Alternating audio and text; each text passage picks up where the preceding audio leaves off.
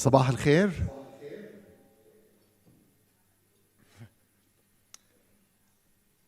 زملائي عم بس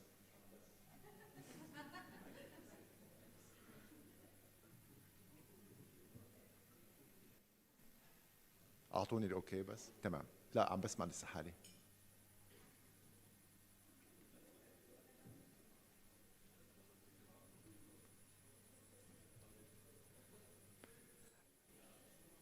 صباح الخير زملائي الاعزاء وزميلاتي العزيزات، امل انكم حظيتم بعشاء لطيف الامس وتمكنتم من التواصل مع بعضكم البعض. اليوم امامنا جدول اعمال رائع ومثير. للتذكير يرجى اختيار اجهزه الترجمه الخاصه بكم قبل بدء الجلسه. جلستنا الاولى سوف تتطرق للدور الهام الذي تقوم به الشراكات في تحقيق نتائج مميزه لمعالجه مشاكل الشباب في التعلم والانتقال إلى سوق العمل. وهنا أود أن أقدم لكم زميلتي أورميلا ساركار المديرة العالمية لبرنامج Generation Unlimited لتترأس الجلسة. تفضلي أورميلا please.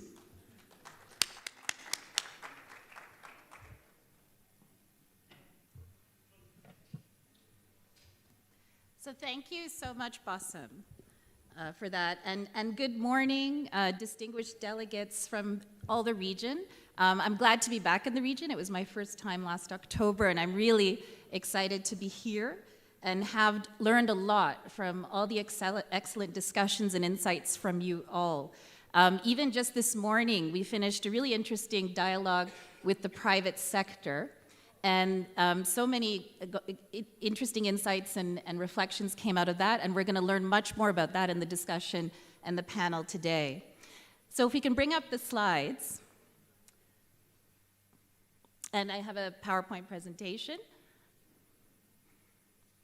Perfect. So if we can move to the next slide, and as we know, as Bassem introduced, it's the power of partnerships. In terms of the session objectives today, we want to really hear profile specific partnerships between government, between private sector, youth, and the United Nations, which are delivering results at scale. And I think this forum is an excellent example of how different UN entities have come together with young people and with private sector and civil society to look what can we do in terms of scaling impact for young people in a big way in the whole learning to earning continuum.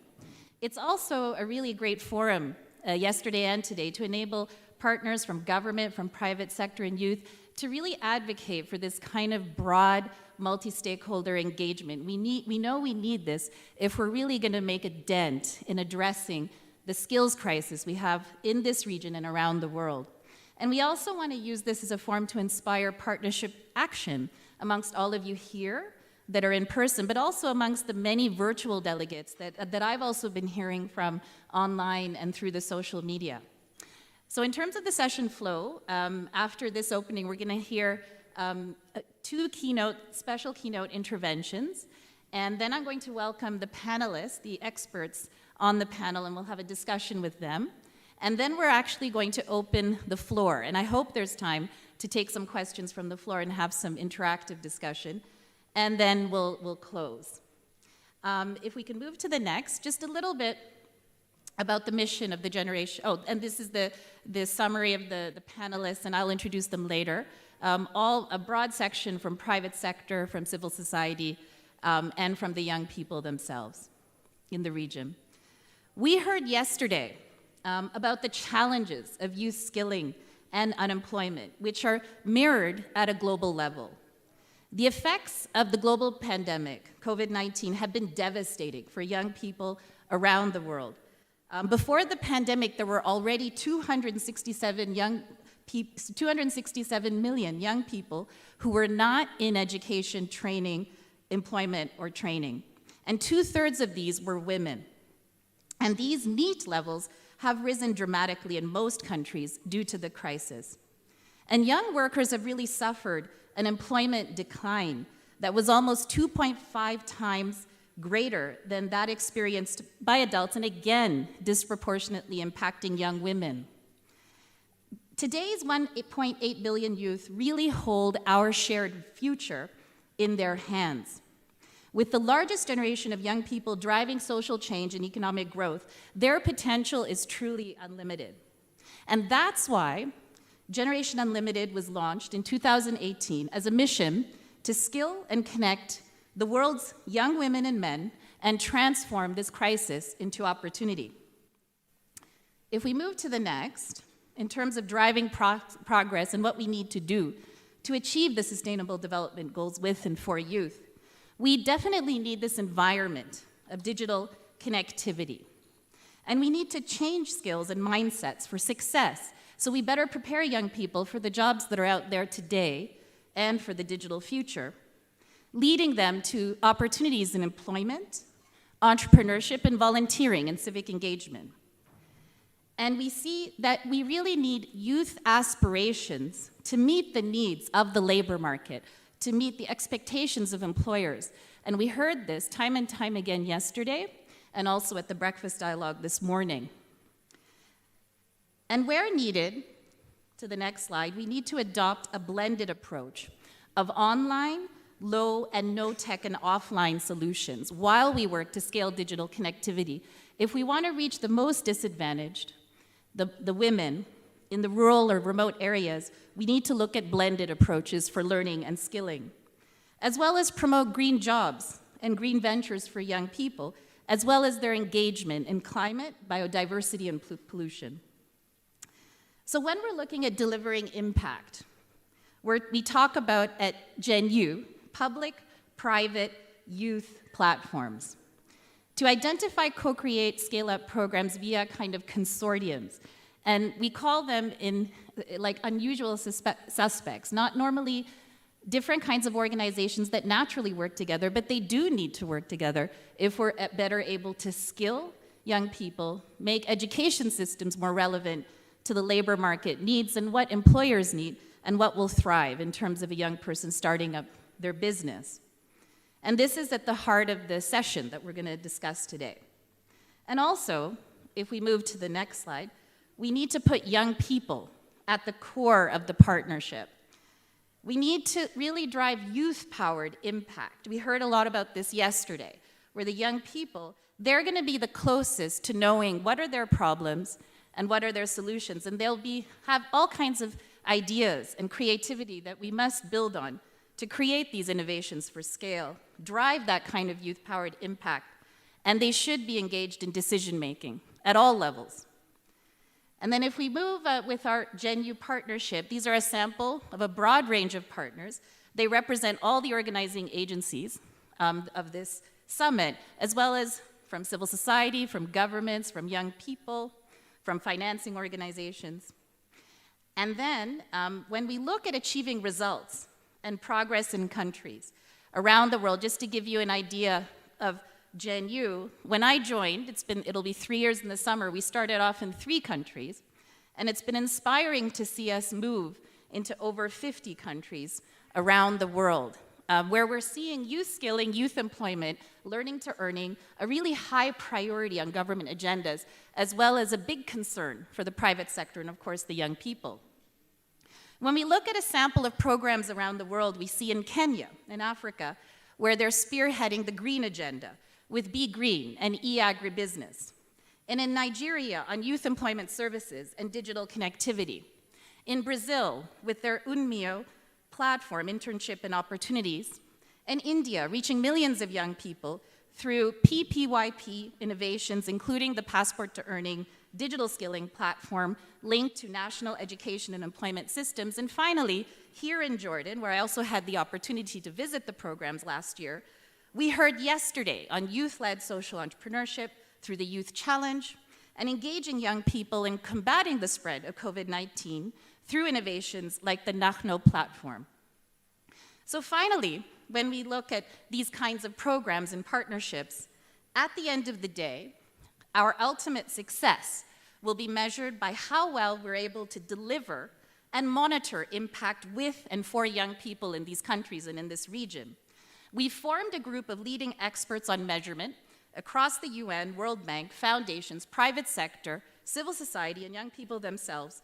and will be really making a pioneering contribution in this domain. And we would really encourage you to join us in this effort. So it's about creating these partnerships, but it's also for what? For programs that deliver impact for and with young people. So with that, to give you an idea of the introduction, context, and what we're going to discuss today, I'd first like to introduce His Excellency the Ambassador Tijmen Roosboom with the Government of the Netherlands for Youth, Education and Work, to first deliver his keynote address, and if we can bring him online for his remarks right now. And do we have Ambassador Roosboom here to speak virtually? Hello, hi. Oh, we can't hear you yet. We need to get the sound. Okay, great. We can hear you now. This is Urmila here. Welcome to the summit. Hi, Yorga. So nice to see you again. Yes, great to see you. Well, you don't know how strange it is. There is a camera pointed directly at the screen, so I can see myself in a huge screen in front of a room talking to you all. But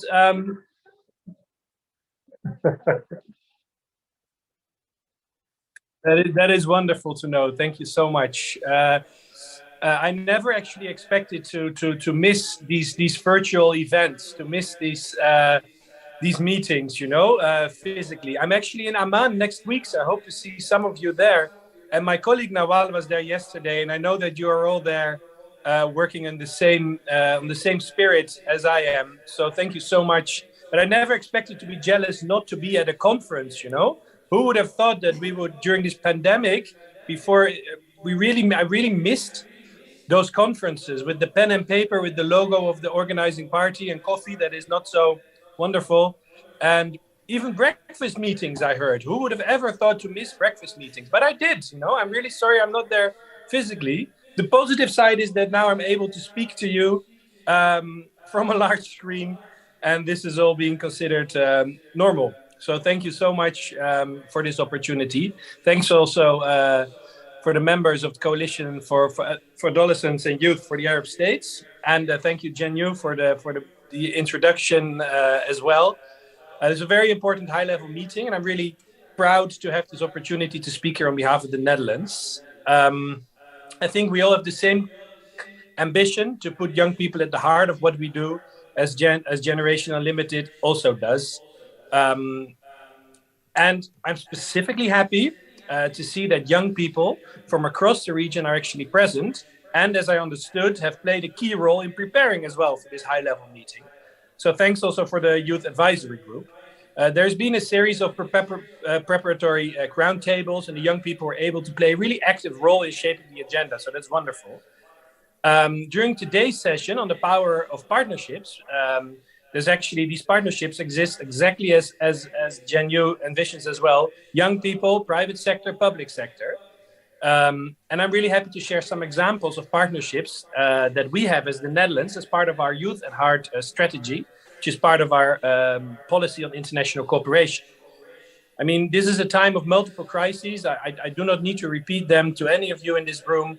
And I think it's more for our global community. It is even more important to work with partnerships, because these are challenges we cannot tackle in silos. And we need our join our strength and to leverage our comparative advantages. We need to work together to provide opportunities for young people. And exactly, not only for young people, but with them. And a bit more about that later. Through our Youth at Heart strategy, we work to improve prospects for young people by investing in access to and quality of education and in decent work and entrepreneurship. And we specifically aim to bridge the gap between the skills young people learn and that what the labor market demands. So this means working on 21st century skills within our programs for education, or working on TVET and training, and working on entrepreneurial skills. Because as you are very much aware, in Jordan, in your region, a lot of young people have to create their own job. So within our work on youth employment, we also try to work in close cooperation always with the private sector and focus on skills. This way we try, together with our partners, to do our part in breaking those silos. As you're actually doing now as well with this meeting. Allow me to share a few examples of our approach. First of all, we have the Next to Skills and Job program in a few countries, but also in Jordan. And here, 1,500 young people are trained in ICT and soft skills. By working closely with the private sector, the project aims to bridge the gap between labor demand and supply. Another example is a challenge fund for youth employment that invests in MSMEs with a specific focus on young women who often face extra hurdles to become entrepreneurs. So in Jordan, the Challenge Fund provides funding to Menati, which is a portal to bridge the employment gap and achieve employment for youth. It's actually a really nice cooperation between the private sector and with the UN and ILO and the Chamber of Industry also involved. Then, of course, the Netherlands also supports Generation Unlimited, which was also presented to you right now as a public-private youth partnership. And working with companies like Unilever, for example, on strengthening agriculture, Microsoft on online learning to earning. These are some of those examples of those type of partnerships. I'd also like to share example from the Prospects Partnership. This is actually, for us, a very important partnership funded by the Netherlands, bringing together UNICEF, UNHCR, ILO, World Bank, IFC, and maybe some of you are present here today as well. Together, with this partnership, we're trying to bridge that gap between learning and earning, and it specifically focuses on including youth on the move, who also have a more vulnerable position, of course. In Egypt, to give you an example, there's the Meshwari initiative, which is actually an excellent example of how learning to earning are being skilled, because of course that's already been mentioned. We need to skill. It actually delivers employability and entrepreneurship and life skills to 45,000 young people. And the program was recognized for its success by the Prime Minister.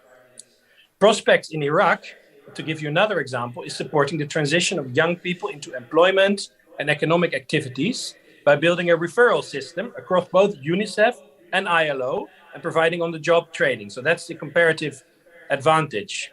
This has resulted in young people being provided with improved entrepreneurship skills and access to finance.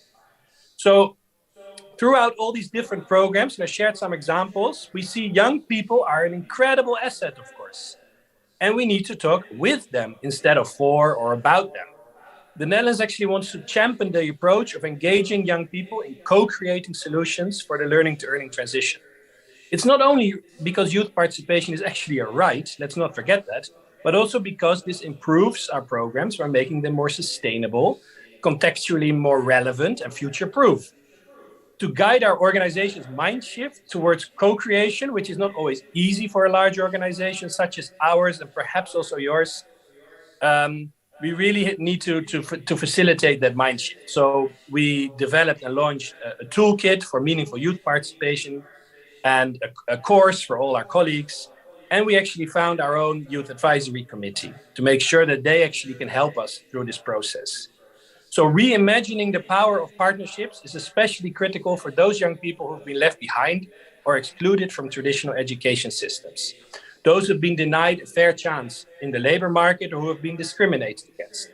It's for these most vulnerable young people, including girls, refugee or migrant youth, and young people with disabilities, that we really need to put in the extra effort.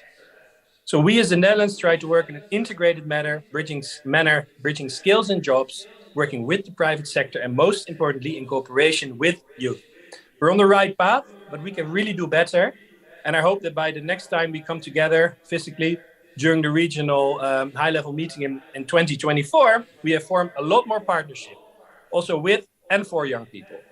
That we have seen activities and programs brought to scale through successful public-private youth partnerships. So we're committed to taking today's discussion forward, including the call to action as we prepare for the Transforming Education Summit in September. Let's keep learning from each other and let's keep young people at the heart of our work. And thank you so much for your attention.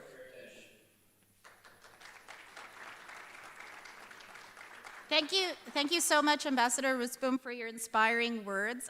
The government of the Netherlands has been a very important supporter in this region and mentioned the Prospects Project, but also the first major donor for the Generation Unlimited and part of how we've been able to expand to over 50 countries around the world. So thanks very much again for all that support. Now I will move to Najib Battar, the founder of Act for Impact, to the stage. And he is our 19-year-old member, newest member elected of the Genuine Leadership Council as well. Just got elected 2 weeks ago, I think the election was. So if you could please come to the podium and do your keynote intervention. Okay, thank you, Irmela, for the introduction. Good morning, ladies and gentlemen. I hope everyone's doing well. Please let me introduce myself. My name is Najib Matar, a social work student from Lebanon, researcher and gender equality advocate. I'm the founder of the Act for Impact initiative, as Irmela has mentioned. I'm also part of the regional advisory group, and I'm also part of the Young People's Action Team at Generation Unlimited. I have recently been elected as a representative for the Global Leadership Council governance position. Today's generation of young people is unlike any other generation. They are today's change makers, leaders, and impact drivers. Youth are changing the world, but those youth need action.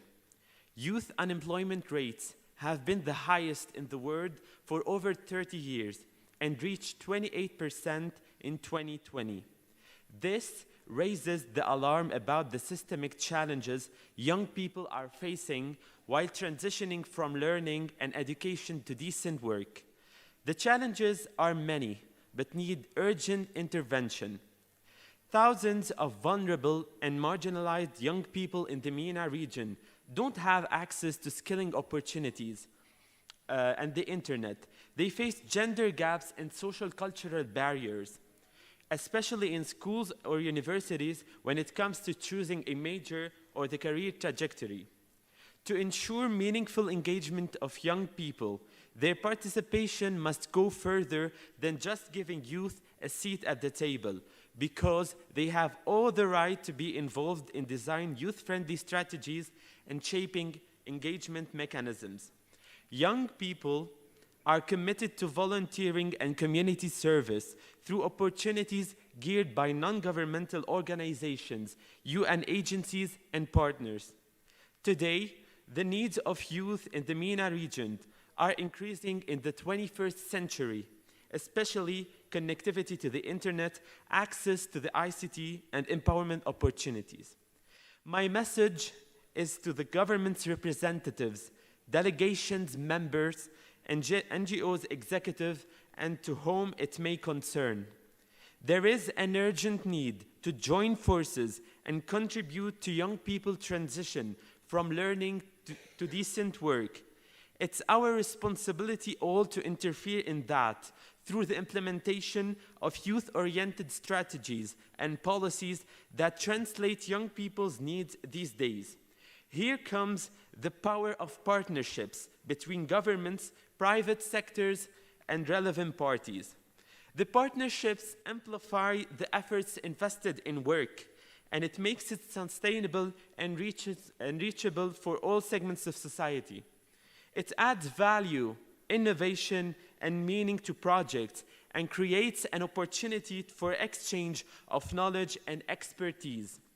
Young people, I urge you to seize any opportunity that comes across your way and take the initiative to make the world a better place for everyone. I started by launching my own initiative called Act for Impact, which focuses on engaging young people in their communities and promoting active participation in decision-making processes. I have delivered my message, and I look forward to witnessing more partnerships because it's our time, our turn, and our future. Thank you.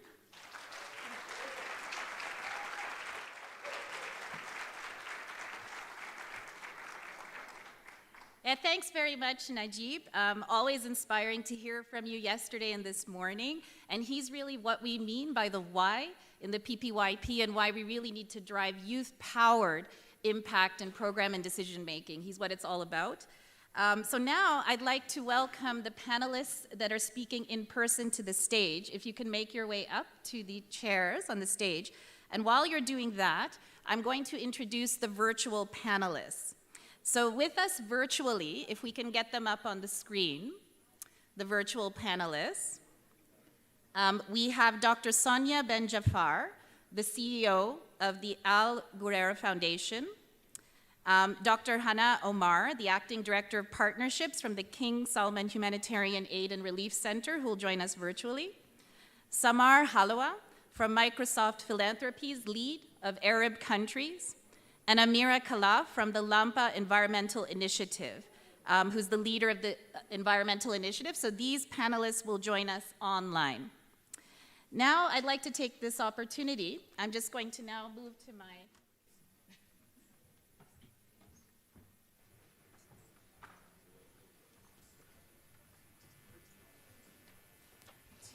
introduce. Can everyone hear me? Okay, great. To introduce the people that I have with me in person in the panel, we have Michael Orfali, the partner from PwC in the Middle East, Sidi Al-Melinin, the IBM CSR lead for Middle East, North Africa, Nadia Al-Sayed, the CEO for the Bank of Etihad, and Riham Alayar, the CEO for VO Kuwait, Sheikha Al-Shabi, the Global Advocacy Specialist for the Qatar Fund for Development, and Dr. Bishal Al-Shayin Al-Rubai, the Director General and Board Member of the Youth Public Authority, the State of Kuwait. So thanks everyone for joining us. And so here you see, we have a rich and very diverse panel, both here on stage and virtually, and around the room today. And we wanted this session to be symbolic of the different stakeholders that need to be working together to implement effective policies that drive forward meaningful outcomes for young people. And that's why we have the group here today. So we have government, we have business, we have private foundations, and the young people. And later today, we're also excited that we'll be witnessing the launch of national level commitments designed to address the bottlenecks affecting young people's learning, engagement, skilling, and employability. Partnerships will be really crucial to ensuring effective implementation of these commitments. But when I come to my first question, what is it that determines successful private, public, youth partnerships? And I'm going to start with Michael. If you could start on this, and I would ask for each person if you could keep your interventions to 2 minutes, because we want to ensure that we try to have some time also to take questions from the floor if possible. So we start with you, Michael. Thank you. First of all, really proud to be here representing PwC and the global partnership we have on Generation Unlimited. Tough question, but let me start by, do we really need a partnership? Do we really need to do something? Well, 4 statistics from PwC and UNICEF to just set the scene. 74% of the global CEOs are worried about the skill sets that are needed for them to grow their businesses. 500 million, that is 500 million people, did not have access to learning, remote learning, during the pandemic, according to UNICEF. 30% of the young people across the world do not believe that they have the right skill sets for their career ambitions. And most importantly, I would say, about 40% of the jobs done today by young people will be automated in the next 20 years. It's a new world that requires new skills. We cannot continue the conversation around employment with the old world thoughts. We need to make a difference. We need to make an impactful difference. It needs to be huge. It's not a small change. It's as fast as the digital revolution. We need to create a lot of jobs and relevant jobs that are sustainable for the future.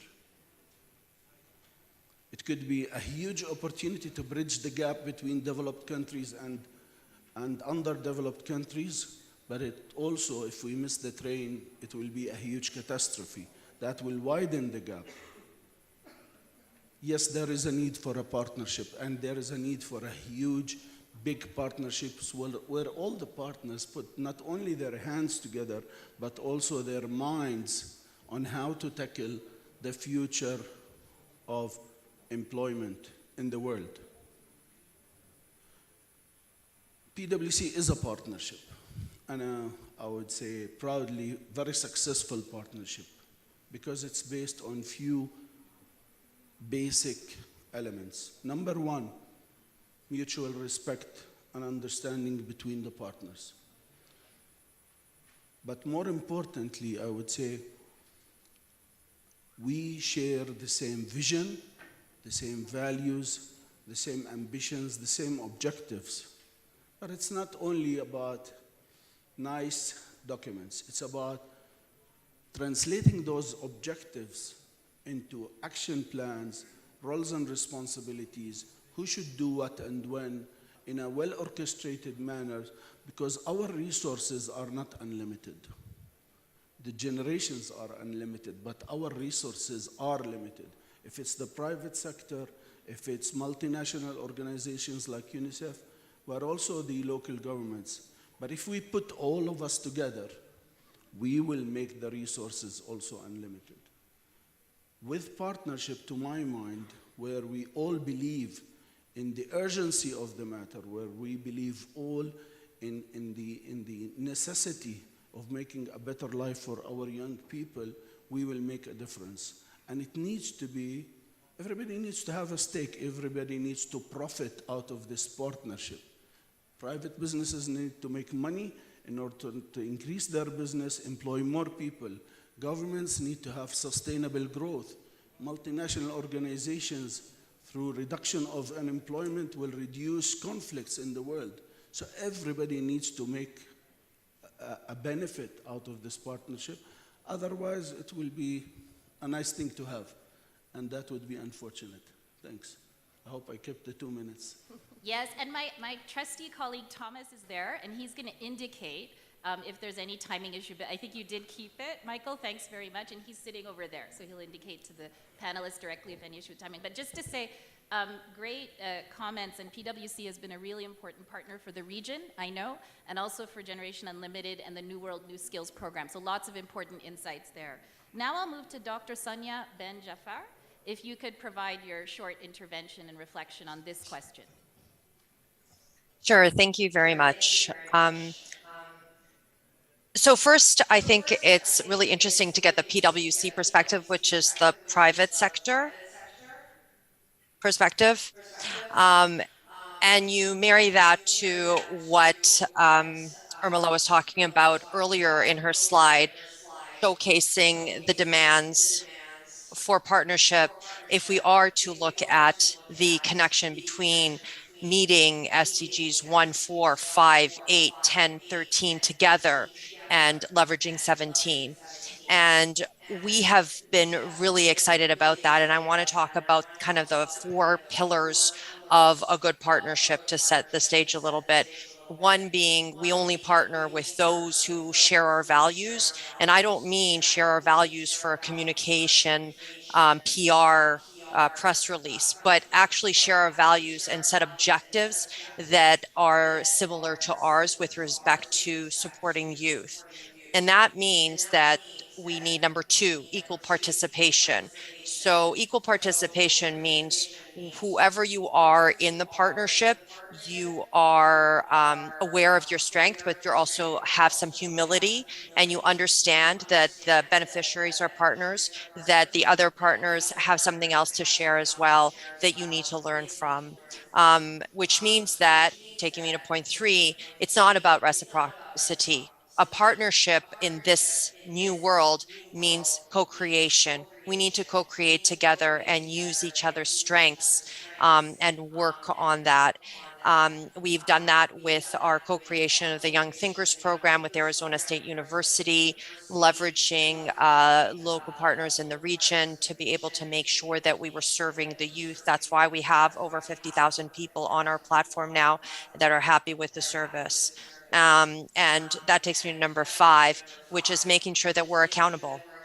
And I mean accountability in the professional sense, setting quality standards that match those objectives from the first one, the values and objectives, setting metrics that we measure so we can keep ourselves and our partners accountable, being transparent in our evaluations of progress, and not trying to find problems, but trying to find solutions together based on evidence.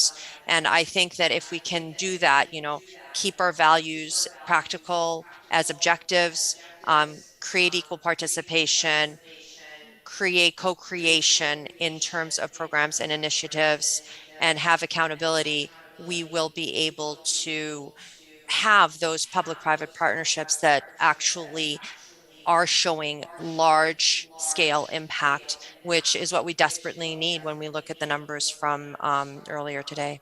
Thank you. Thanks so much, Sonia, for that succinct intervention and really great insights that we can think in the discussion later from the Al Ghurair Foundation. Now I pass to Dr. Hannah Omar to offer your thoughts.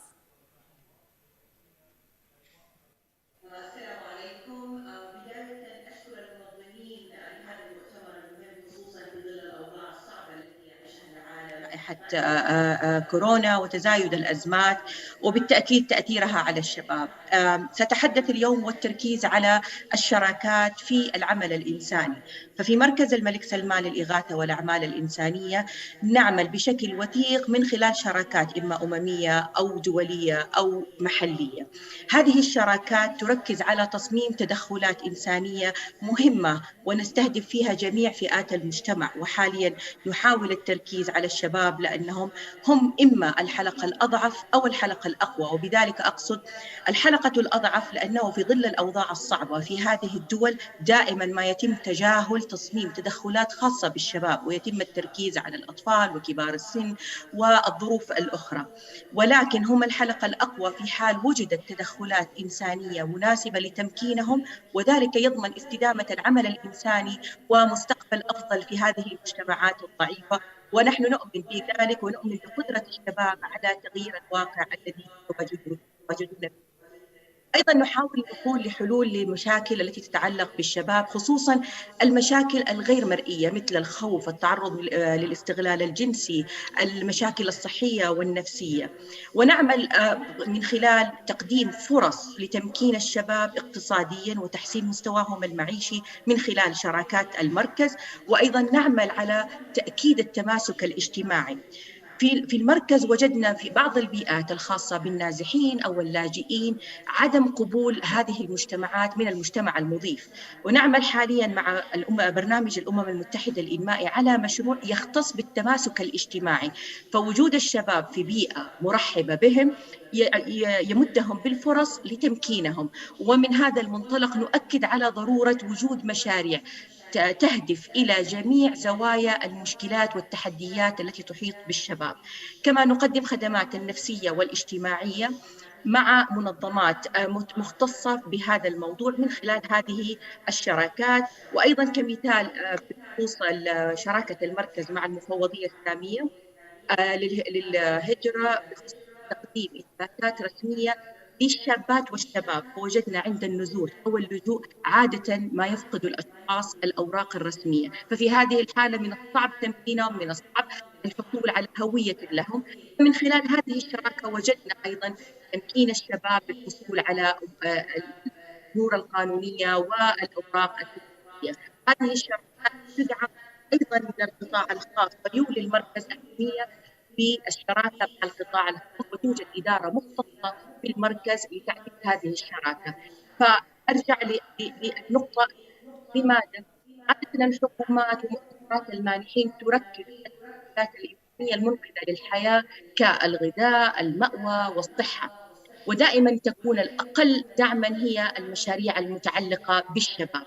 فمن خلال شراكتنا مع القطاع الخاص وكبار المتبرعين نركز على إرسال هذه الرسالة: نريد الدعم في هذه المشاريع بتمكين الشباب. والمركز الآن يركز على النكسس، وهو النهج الترابطي ما بين العمل الإنساني والعمل التنموي، وذلك من خلال مشاريع تصميم الشباب. هذا أيضا لشباب العاملين عندنا بالمركز في تمكينهم من خلال هذه الشراكات مع المنظمات.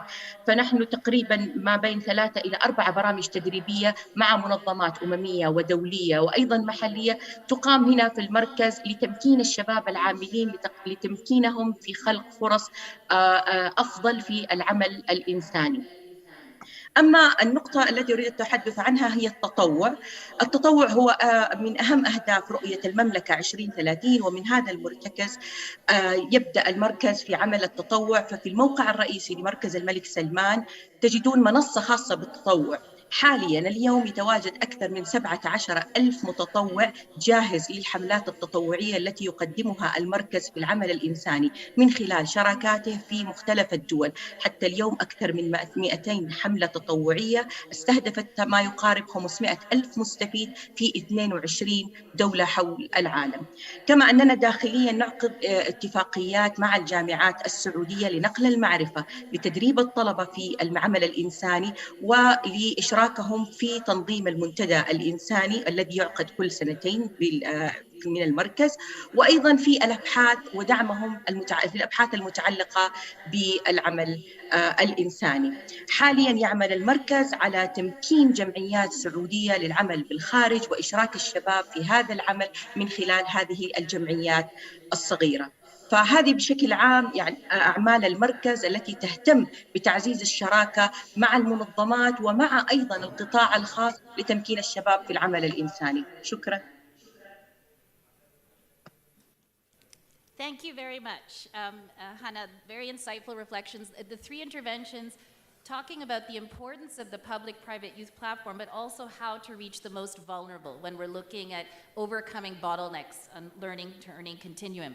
So let me bring in Microsoft at this point. Samar, you've been doing some really incredible work around the learning passport, the passport to earning. What are the key learning points around this for successful partnerships? And again, if I can ask the panelists, it would be great if you can keep it to 2 minutes so we can try to have some questions also and discussion in the open floor. Over to you, Samar. Thank you so much. I'm so happy to be with you today. So let me start at a very high level. Microsoft's mission is to empower every organization and every individual on the planet to achieve more. And that inspires all of us at Microsoft to strive for significant impact for those we work with.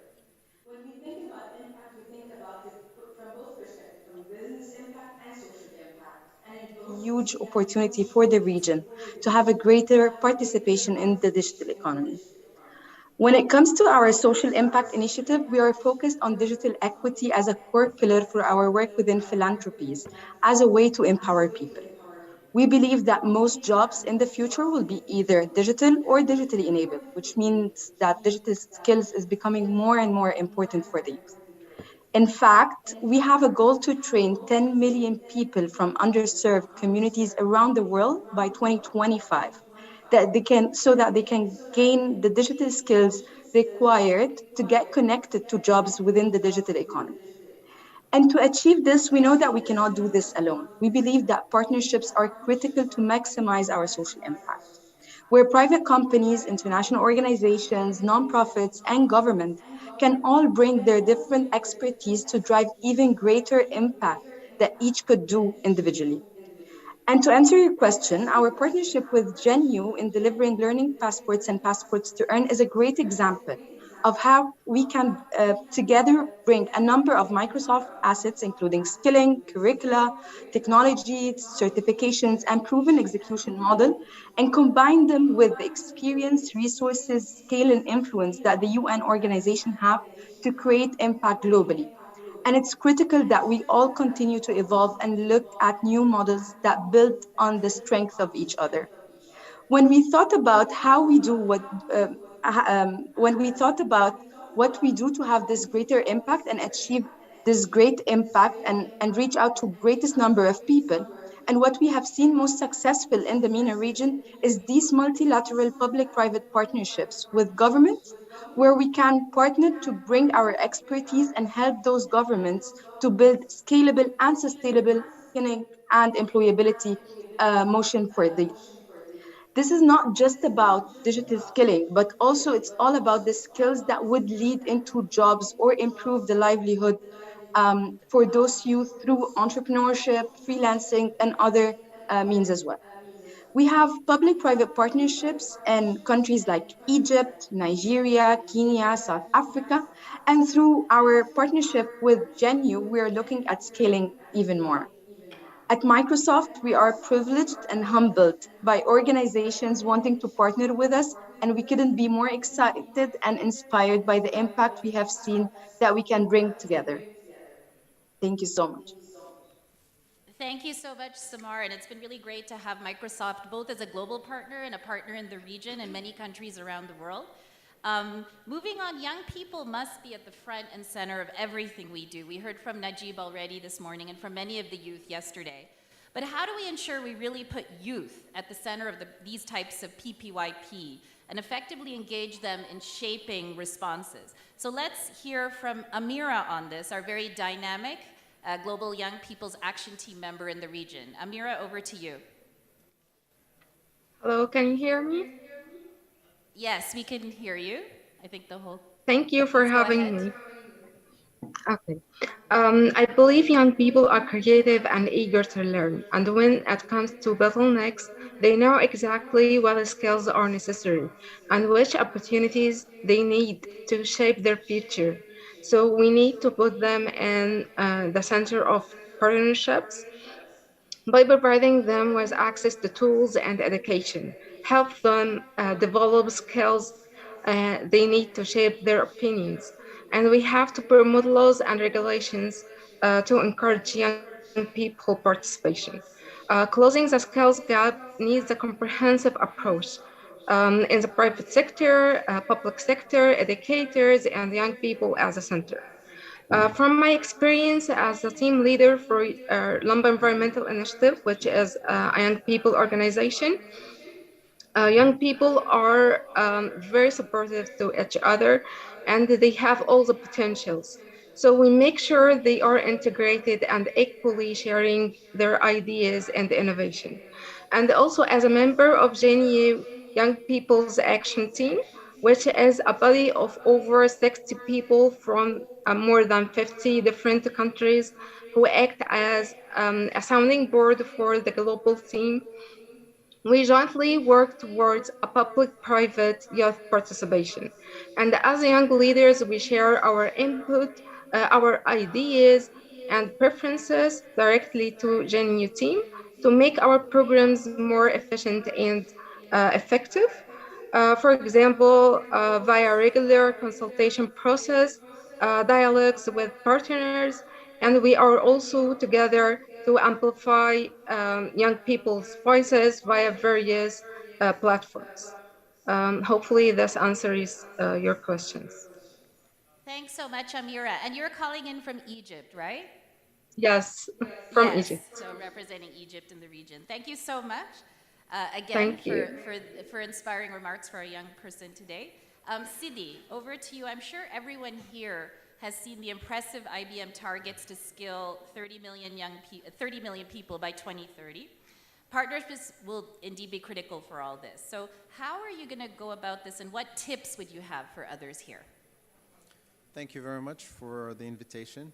I'd like just to give a little bit of context to this wonderful initiative. It comes as a culmination of a long-standing commitment from IBM or by IBM to the education. We've been doing education and skills initiative for the last decade very heavily with our education model called PTech that we started in the United States and then spread to over 30 countries in the world. And with this increasing need for skilling people, reskilling them or upskilling them to find jobs or to adapt to the rapidly changing job market and also to the rapidly evolving technologies we have out there, we came up with this program called Skills Build. And the objective, as you mentioned, is to skill 30 million people by 2030. It's a very ambitious target, a very achievable target, and there is not a one-size-fits-all solution to reaching that target. The success can only be reached through meaningful partnerships at the country level with the right partners from the government, right partners from civil society, from academia, and from nonprofits as well. The way we work about this is by identifying the right populations, the underserved that need help, that need skills, that need coaching, mentoring, and again, because it's not a one-size-fits-all and because the demand for new skills across the board requires that we select the right partners with their local intelligence of the local context. We work with them on identifying the needs, helping the beneficiaries acquire not just the technical skills, but also the soft skills and life skills they might lack, and going the extra mile of providing coaching and mentoring, and even project-based learning when needed sometimes. In the conversations we had before, we talked a little bit about the importance of having that experience and not just coming to the job market with zero experience. The way you can do that is by having some sort of internship or some sort of project-based learning where people would have their hands on to be really ready for the job market. The platform comes with another type of content which is very much needed.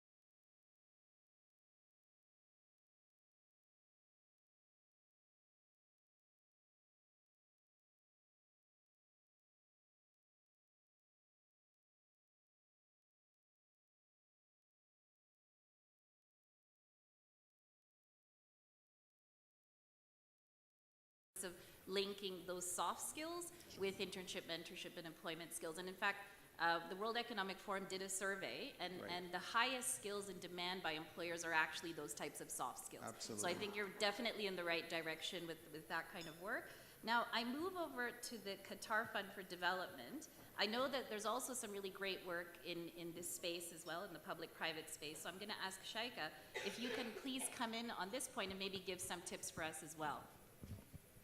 Assalamu alaikum. Does this work? Yeah. Assalamu alaikum. Good evening, good morning, ladies and gentlemen. Thank you, Armla, for giving me the floor to tackle such important question. So, representing the state of Qatar, Qatar Fund for Development has been working with its strategic partners, which include public and private sectors, and in particular the UNICEF, to advocate for youth development in community peace and peace-building progresses through targeting our 4 main priority areas, which focuses on education, health, economic empowerment, and climate change resilience, which has been recently added to our areas of priorities. So before I answer your question, Armila, and as we all gather here today to tackle such important topic and speak of the important roles that youth represents in our communities, when we say youth, we are talking here about our next generations, the future of our nations and communities, as without them, a community can never blossom and change. With the integration of public sectors, we get to see different stakeholders that come from diverse backgrounds and cultures, where we firmly believe that these differences brings in new approaches with skill development and learning opportunities, and create larger positive impacts in our communities, and invest our efforts in youth, where we see them as partners of security and peace.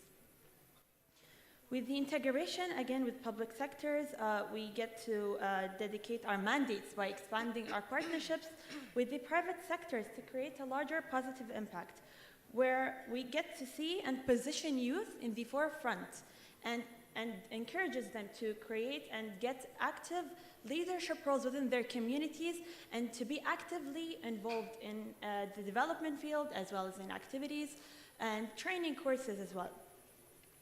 And with that said, it is in our greatest pride to have recently joined efforts with UNICEF and Uridu, a private sector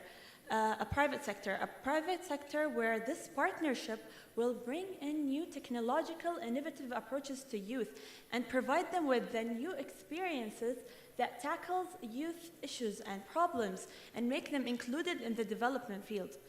We as Qatar Fund continue to mobilize the substantial resources to support youth and children in conflict areas around the world. And with the focus on the LDCs, we get to move to different areas around the world with our partners and implement our initiatives to expand in building powerful partnerships that engage in creating sustainable development outcomes in the future. Thank you all. Thank you. So you have a fan club there, but thanks, thanks very much.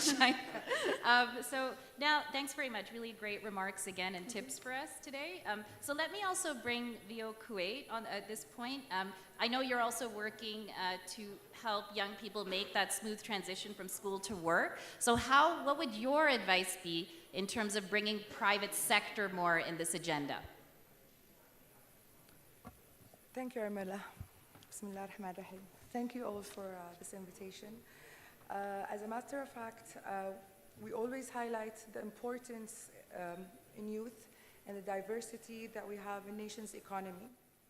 And to add to the private sector companies' business agenda by bridging the skills with the job requirements that private sector has. The way we see it, we need to change the narrative. The narrative that we're used to is supporting youth is a social responsibility. The way we see it in the time being, it is not a social responsibility anymore, but it is more of economic responsibility that will add to the nation economics and the private sector companies. We make sure to acquaint the private sector with economic and business impact that youth investment so they can start treating this agenda as one of their main agendas. It will reflect on their investment. It will have that full attention in a couple of years. The major mistake that we see how we treat youth requirements and how to support youth is we actually want them to be in our conversation, and we need to be in their conversation. Yes, we need to support the skill sets. We need to bridge that requirements, we need to bridge that with the job requirement with the private sector, but we need to be in the youth conversation. We don't need just to listen to them, we actually need them to speak up, to lead the conversation, and we listen to that. Thank you, I'm sorry if I went beyond the 2 minutes. Thank you very much. Thanks so much, Riyam, and I think really important points about the need to speak with young people. When we work for young people, we need to also work with them and to understand them from them. What are the solutions and also what are the problems firsthand? So really great insights there. And specifically, we want to also make, first and foremost, reaching the most vulnerable children and young people a real priority, those the furthest left behind. So I know, Nadia, that the Bank Al-Ittihad has been doing some great work around gender, and we know that there's lots of issues around the gender dimension of school to work in this region and around the world. So how would you guide us ensuring that adolescent girls are reached with effective partnerships to address the challenges they face around education, skilling, and employability? So over to you, Nadia. Thank you. I hope you're not already bored. And if I don't make sense because of this pressure of time, I apologize in advance. So basically, I'm going to try to just go through what I want to say very quickly.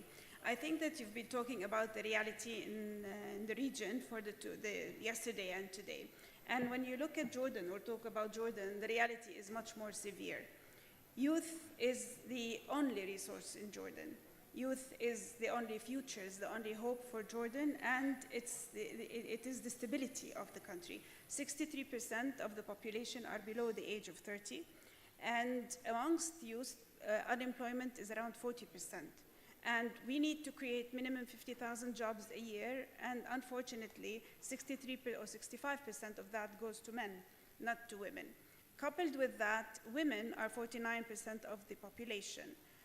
The literacy rate amongst women is 98%, but the economic participation of women in Jordan is at 15%, which is very sad. And imagine the unlocked potential that the country has. So for us, job creation is a necessity. It's a must, and we should all work towards that. For that to happen, you need to work on a pillar of upskilling and the right upskilling for the future jobs that we're expecting. And of course, you need to work a lot on entrepreneurship and SMEs, because these are the engines of creating jobs for the country or for any country. And of course, partnership is the underlying premise in all of this, because it's too big of a job and too important of a job for someone to try and take it amongst themselves alone. Of course, the other new reality that we all talked about is that the world is changing, and changing at a very fast pace. Digital is taking over everything. It's changing operating models. It's changing business, how we do business, basically. And with that, what happened in COVID manifested how important digital is, and manifested that employment is borderless, which is a great opportunity for our youth, because now the world is their playing field. But at the same time, it's a great challenge in the upskilling, in the standard that you expect, because now you want them to compete internationally from day one. So basically, providing the right skills is very important. And with the gender lens, STEM education is very important, because we feel digital probably reset the counter for women for a new level playing field. But if they fall behind, if they're not in the right segments, then it's going to be working against women instead of being the booster for women. So basically, of course, there are other things where, like you need to break the stereotypes of what women work with. You need to deal with the social factors in the Arab world that have to do with daycare, kids, house responsibility, and all of that. So we as a bank thought, what do we do? We as a private sector partner, what do we do? And we always try to be part of the solution. And of course, for us as a private sector partner, we think that we need to be a role model. We need to do what we need to do. We need to be proactive in the ecosystem, and we need to influence what's happening around us. And for us, sustainability at large, and gender, of course, is part of sustainability, is now key. It's actually something that's changing the scene, and it's actually forcing organizations to rethink their purpose, their sense of purpose, and what do they do. So actually, we launched, in 2014, we launched a program called Shuruq, which was the first full banking proposition for women in Jordan, and it had a very big financial and non-financial component.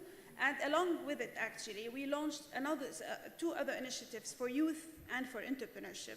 And the interaction amongst the three was excellent. It leveraged all what we do, and the result was great in terms of what we could achieve, in terms of proving that there is a business case, even in gender, and in terms of growing our portfolios more than 7 times. And today, probably close to 40% of our customer base are women. Of course, to do that, we had to form partnerships. We've done partnerships for financing, loan guarantees, loan guarantee programs. We have programs with FMO. Imagine we launched a new program with FMO just 2 months ago. With 2 months, we've been we managed to fully disperse 70 business loans, and 70 for women and for youth, and how impactful that is. We had to form partnerships for linkages, for upskilling. We partnered with Money Smart for education, with Amman Ventures, which is a local NGO that focuses on literacy, financial literacy and business literacy and entrepreneurship. We are partnered with LOYAC and Education for Employment, which actually makes sure that there is a job linkage for whatever we do. We have partnerships in access to markets with the Business Professional Women Association, or export programs with Endeavor. We have a lot of partnerships also to ensure that women have access to networks, education, scholarships, and partnerships with entities like Injaz for Youth and Hussein Technical University, Queen Rania Foundation, etc. We have a lot of partnerships in vocational training with entities like Luminous and with UN agencies and with other players. We also form partnerships with our competitors. We form partnerships with private sector entities because we believe the pie is there for everyone. I would close by saying when we talk about partnerships and how to leverage that, we were thinking what are the right partnerships? Because you need a partnership where your partner has shared values, where the partnership does not hold you back. In this world, we all have to be agile, we have to move. For Jordan, impact is important, speed is important, time to market is important. So we learned how to start a partnership, put things on the ground, learn and go forward, and parallel to that, do a lot of work with government, with ecosystem, and trying to implement, to impact what's going around us. So I'll stop there. Thank you. Thanks very much, Nadia. And you're clearly, this is also a topic that I'm very passionate about, ensuring equality of choice and employment for young women and men. Having, you know, we heard from our young Amira today, and that she gets the kinds of same chances as many young people around the world to thrive in work. And so a last word on what makes an effective PPYP in this domain, I'll pass to Dr. Michel Al-Shain Al-Rabi. Yes, thank you very much. I'm glad that I'm facing a few young females here right in front of me, because I think if you would allow me, Mr. Moderator, that I would rather speak like a father rather than Deputy Minister of Youth or a General Manager, because at the end, everybody here is a father or a parent for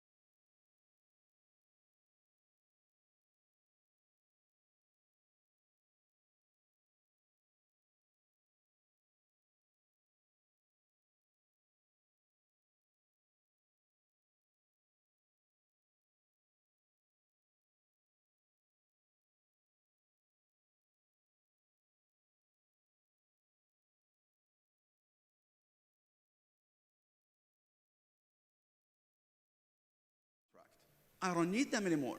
Your internet service has changed. We really worry about our youth. And we in Kuwait at YPA, we're taking a straightforward initiative with our youngsters. We're telling them we live in a global market. There's a lot of competition. It's capitalism, my dear kids. I mean, you have to be strong to fit and survive. A very simple example. You can go ahead now and if you have TikTok or if you have Instagram on your phone, try spending a few hours on Khan Academy or Khan Academy, right? Go to the SAT website, get 1,600, apply to U of T, and become a physician. Voila, you've got a career. I mean, depending on government to get everything done for you. I mean, the government needs you more than you need them, right? We need to build an economy. We need to be able to flourish. We need to be able to compete. Now, what becomes really interesting is the region we live in. I'm talking about the Middle East. I see a lot of Arabs, in this room. And when it comes to regional ideas in terms of development, I mean, we're way behind. We really need to start compete. And there's no way we can compete with a very fast-paced developing market if you guys do not step up. The private sector will only work with you if they win, if they make money, right? The government will only work with you if they don't have to hire you and they get rid of you and you start paying them taxes, right? The youth will only, win if they get a job that is well paid. I mean, for this project to work all together, we have to come up with commitments that every single one of us has to do their role. I mean, we need to start thinking of behavioral economics. We need to start to do the nudging. Now, how we solve this in Kuwait, because I believe as a decision maker, we're not in the position to complain. We find solutions. We need to put them, we need to implement them, and we need to educate and nudge our youth to start abiding by those solutions. So we created the job creation program. It starts with the end point. I contact the bank. I ask the bank, how many programmers do you want? And they say, well, we need 20. How much are you going to pay them? We're going to pay them 500 KD. That's fine. We move to step one. We go to the youth. And I tell my youth, I need you to become a .NET programmer. You get certified, you do your internship, and then you guaranteed a job with a minimum wage of 500 KD. But we cannot do that if the government doesn't do mapping for the ecosystem and start dissecting the sector. Our problem is with the sector. I mean, you see Jordan here. We get most of our lettuce in summer in Kuwait from Jordan. So that means there's a sector that you work with. I mean, most of our .NET programmers and cloud architects, we're getting them from East Asia. How come we're not getting them from Egypt? Right? I mean, we as a region, we need to start to think more like the European Union.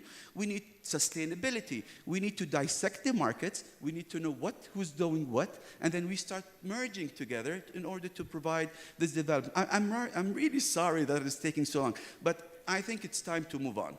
We have a project, we have the proof of concept, we have the KPIs that work with it. Let's get this done. Thank you very much.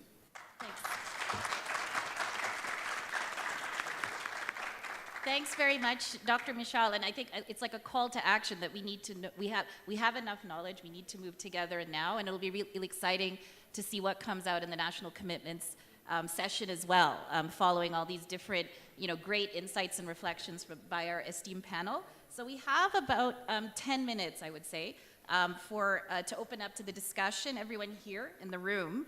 And Thomas, who's in the back of the room, is going to kindly help moderate the discussion. And so anyone, if you just feel free, if you can raise your hand, I think we can take 2 questions, and then we'll direct them either to the virtual or in-person panelists to answer. So if anyone wants to raise, so Jeremy, I see Jeremy, and one other hand in the room, and that gentleman over there. Maybe start there. Thomas? Yep. Can you hear me? Wonderful. Thank you, Urmila. Excuse me, sir, if I can just pass the mic first to Mohammed Yaman Al-Sabek, a young person from Syria, affiliated to UNDP. So please, with your question. صباح الخير جميعا. راح احكي بالعربي عن تجربتنا نحن كشباب منظمات شبابيه بسوريا عن موضوع الشراكات وقوه الشراكات. حقيقه نحن نؤمن بموضوع الشراكات بشكل كبير، وخاصه ما بيننا نحن كمجتمع اهلي بالتعاون مع القطاع العام والقطاع الخاص والوكالات الامم المتحده. طبعا قوة هي الشراكات هي بتجي من مبدأ التنمية المستدامة. اليوم نحن حتى نكون عم نشتغل على تنمية مستدامة لازم يكون كل المجتمع شريك بأي نشاط عم يصير. مثل ما عم نشوف هلا الأزمات اللي عم تصير، ممكن اليوم التمويل يبلش يخف أو يتغير أو يتوجه من مكان لتاني، فنحن اليوم لازم يكون في عنا حلول مستدامة. هي الحلول المستدامة ما ممكن تكون إلا لما نكون عم نطرح شراكات. في موضوع كثير مهم انطرح بالبانل اللي هو اليوم الشراكات تكون موجودة على قيم متشابهة. ضروري يكون في لأي منظمة أو أي شريك مجموعة معايير لحتى يكون عم يختار الستيك هولدرز أو عم يختار الشركاء معه. تجربتنا كمؤسسة شبابية ناشئة بعتقد انه هي كانت مهمه، انه نحن اليوم غيرنا المايند سيت تبع القطاع الخاص بدايه. ممكن كان القطاع الخاص اليوم عنده توجه ليروح على الشيء الخيري أكثر، على دعم مساعدات. اليوم احنا خلينا القطاع الخاص يكون شريك بالتنمية، لما اليوم هو بيدعم بناء القدرات للشباب، لما بيفتح مجال له هو يشارك مهارات. موضوع الانترنشيب هو كمان ممكن ينطلق من مسؤوليتهم المجتمعية. مفهوم المسؤولية المجتمعية للشركات كثير مهم انه هو اليوم يكون عم ينزل مو بس ضمن سياق الماركتينج ولا ضمن سياق الاتش ار. وجود قسم خاص بموضوع الشراكات للقطاع الخاص للعمل التنموي او العمل الاهلي كثير مهم. خلال سنوات الازمه او الحرب اللي كانت على سوريا قدرنا نخلي القطاع الخاص يكون شريك رئيسي بهذا الموضوع. هلا بعد ما صار في مؤسسات وفي مشاريع تنمويه عم نحاول تكون في شراكات تنتقل لتتوسع الحلقه لتصير شريك مع القطاع العام، لحتى يكون الشباب عم يوصلوا صوتهم لتغيير سياسات او ابداع سياسات جديده. طبعا ما بتصير السياسات بدون ما يكون في شراكه مهمه مع القطاع العام. فتكامل الادوار يلي هي بلشت من القطاع الاهلي اللي هو الدور الاساسي لازم يلعبه، مع القطاع الخاص اللي هو عم يكون داعم ومحرك لهي العجله، بوجود القطاع العام اللي هو بيرسم الاطر العامه. فبراينا هون صارت موضوع الشراكه متكامله وعم يكون في تنميه مستدامه والشباب عم يقدروا يوصلوا اصواتهم. وطالما نحن اليوم عم نحكي بهاي ليفل ميتينج بوجود ممثلين عن الحكومه، ممثلين عن القطاع الخاص، بتمنى بيكون بنهايه اليوم في توصيات لها علاقه بكيف ممكن تتعدل قوانين بالنسبه للحكومات على تشجيع القطاع الخاص على انه هو يكون عم ياخذ مسؤوليته المجتمعيه بشكل اكبر، يكون في له دافع. بنفس الوقت قديش المنظمات الامم المتحده هي عندها قابليه انه يكون في شركاء قطاع خاص موجودين، وممكن يكون عم يظهر اللوجو تبعهم بالمشاريع اللي عم تنفذها الامم المتحده، لانه هي بظن تحدي مهم جدا. انه اليوم القطاع الخاص لما هو بده يساوي فند او بده يدخل فهو عم يدور على البنفيت تبعه، فواحده من البنفيت اللي ممكن يدور عليها هي الميديا. فقديش ممكن تكون هي كيو ان ايجنسيز عندهم قابليه لحتى يكون في بارتنر ثانيين عم يطلعوا معهم. تجربتنا بسوريا انا بتخيل هي ناجحه يعني بهذا الموضوع. كثير ايفنتات بنشوفها، بنلاقي وجود لقطاع عام، لوزارات معينه، بنفس الوقت المنظمات الموجوده، وبنفس الوقت قطاع خاص. هي المداخله اللي انا كنت حابب احكي عليها، موضوع الشراكات من اجل التنميه المستدامه، وموضوع وجود معايير لاختيار الشركاء بتقاطع معهم بالقيم الفاليوز الموجوده عند كل حدا، وبنفس الوقت تكامل هي السايكل ما بين القطاع العام والقطاع الخاص والاهلي واكيد المنظمات الدوليه. وكل الشكر. Thank you, Mohammed. Yes, sir, and if you could please introduce yourself. Thank you. I can speak in Arabic and English. شكرا لكم. أنا غسان شغري، مدير تخطيط التعاون الدولي في وزارة التربية في سوريا. What we heard yesterday and today is like impressive, like providing a conducive context for development and for working on the ground. We, as you said now, and as Deputy Minister, His Excellency said, we have to go to the field. We have to think with the youth, with young people. We have to understand. We have to provide a space for them. I think one of the recommendations is to be how to build or to start building a comprehensive strategy, a comprehensive plan, executive plan to be workable in the field in coordination with Arab countries, with the organizations supporting and enhancing the role and responsibility of each stakeholder, private sector, as my colleague said, public sector, Deputy Minister said, the governments need the youth more than the youth needs the government. I do agree with that. Because why? Because we have to build, education is a holistic approach, it's a societal approach. We can't work together as government so that we are here. I suggest to utilize the opportunity of transforming education or transforming learning summit in New York in September. This is like a start for that. We have a national committee in the Syrian Arab Republic in coordination with the organizations. We have consultancy in the process. So we are ready to work on that. We are ready to utilize any opportunity, no opportunity left behind, we can say. No opportunity, no youth opportunity left behind. Youth are very important and a precious treasure for any government, for any society. Thank you so much, and we are very happy to cooperate and to coordinate, to build on the Arab level, if we can say, whatever the relations, we are working for youth and we are working for young generation. We are very open, very willing to work and very open to cooperate. Thank you so much. I think over. Great, thank you, sir, for highlighting mutual accountability, its importance, and also giving a fantastic plug to the Transforming Education Summit. We will just have We're just going to take a last more question and then only have one person respond because we're running out of time, and then I'll close. Exactly. Over to you, and please introduce yourself. Right, I'm Jeremy from UNICEF in Egypt, and I want to thank you very much for bringing us together, Urmila, and to the panelists, and in fact to UNICEF, UNFPA, ILO, and UNDP. This has been a really rich discussion.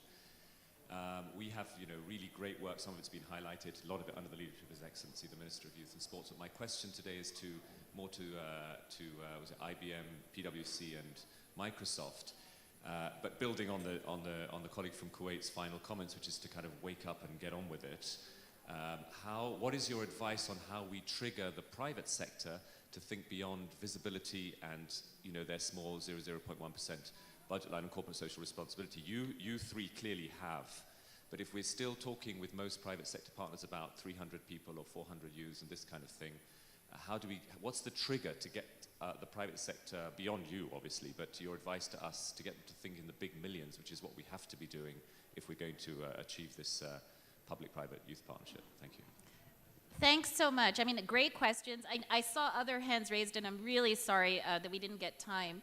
And so it'll be great to continue those discussions and dialogue through the course of the day, and we'll find time to do that with the panelists. And I would just ask on this one, and I found actually Jeremy's question was more pointed to the private sector. If I could ask one of the private sector representatives, you specifically mentioned IBM, Microsoft, and PwC. One of you, if you could reflect on Jeremy's last comment, and then I will come to closing. So who would? Well, I see your mic on, Sidi, so I guess you're ready to go. So do you want to respond to that point? Sure. Thank you very much, Jeremy. That's a wonderful question. I think we just saw a very small sample today with 3 companies, and I am sure there are more companies out there ready and willing to join efforts with us. I think this is the art of the possible. And I can just share one example of things that we did in Nigeria, for instance, where with Coca-Cola, which is another multinational company with its own CSR programs wanting to reach to the youth and everything, we joined efforts. They brought content, we brought a platform, and we worked with generations of young Nigerians to empower them, help them get the skills, help them get ready for the job market. And I think that this is all about building intelligent and smart partnerships. At IBM, our doors are open. We talk about co-opetition with our other fellow multinationals in the IT sector, but also in other sectors. And you guys at the United Nations can be the glue for these partnerships, because it's easier for us to work under a UNICEF umbrella or a UNDP umbrella than to work together building those partnerships. And I think there are successful examples that we can follow. Thank you very much. Thanks so much, Sidi, for that. So just to final words is to thank you to all the speakers both virtual and in person, for all the excellent insights on the key ingredients to successful public-private youth partnerships. And I think we've learned a great deal from your sharing of lessons learned and good practices in this region.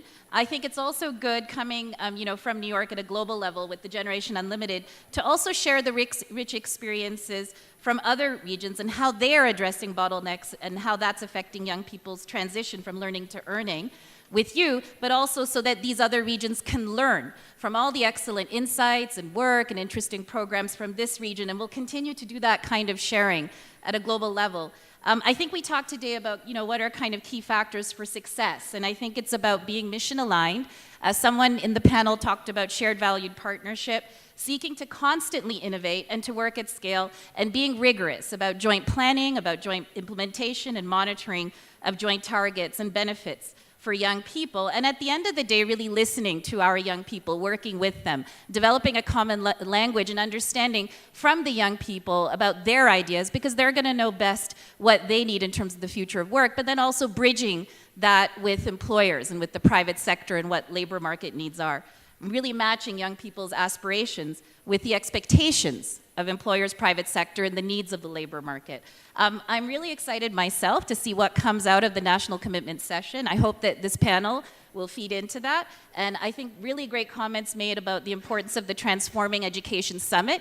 It allows this region to be really on a global stage and really make the important linkages between the quality of education, starting from early childhood through primary, secondary, alternative learning pathways, and really capitalizing on a strong learning to earning continuum in this region and around the world. So with that, thanks again to all of you for all your attention, great comments from the floor as well.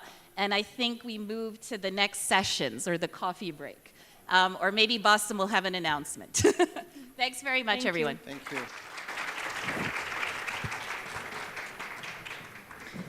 Thank you so much, Urmila and panelists. That was an excellent session. And thank you, everyone, for showing up this morning and participating. It was a really rich discussion, and we ran out of time for questions. So like Urmila said, please continue the discussion during break, during lunch.